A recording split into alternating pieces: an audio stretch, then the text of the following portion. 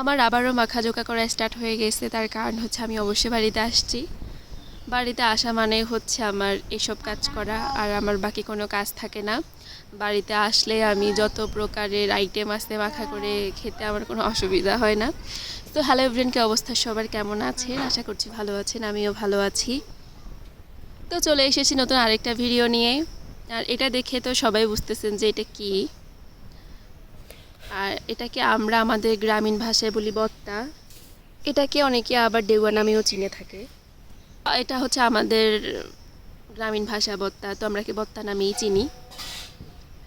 তো যাই হোক, এটা আজকে মাখা করে খাবো। আর আমি বাড়িতে আসার পর জিজ্ঞেস করি যে কি কি এখন মাখা করে খাওয়া যেতে পারে।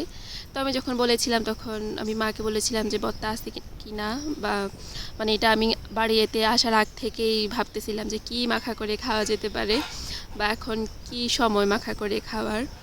তো এগুলো আমি প্ল্যান করে রাখি। তো বাড়িতে আসার পরে যখন জিজ্ঞেস করেছিলাম তখনই নাকি ফ্রিজে ছিল।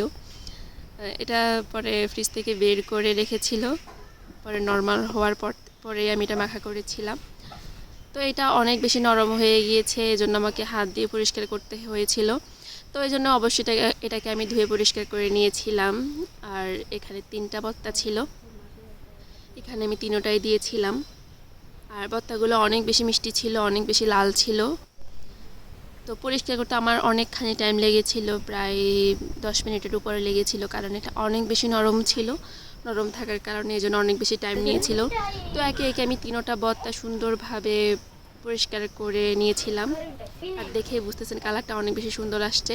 পরে আমি এটাকে সুন্দরভাবে নিয়ে লবণ দিয়ে দিলাম হচ্ছে শুকনো মরিচের গুঁড়া। এরপরে দিয়ে দিয়েছি হচ্ছে চিনি। দেখে কি লোভনীয় লাগছে, তাই না? শুকনো মরিচটা দেওয়ার কারণে অনেক বেশি সুন্দর লাগতেছে।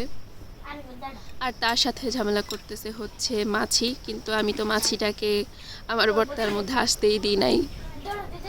সে যতবারই ঝামেলা করতেছে আমি তাকে দৌড়াই দেওয়ার চেষ্টা করতেছি। তো যাই হোক, এদিকে আমার লবণ চিনি মরিচ দেওয়া শেষ। এখন আমি হাত দিয়ে মেখে নিব সুন্দর করে।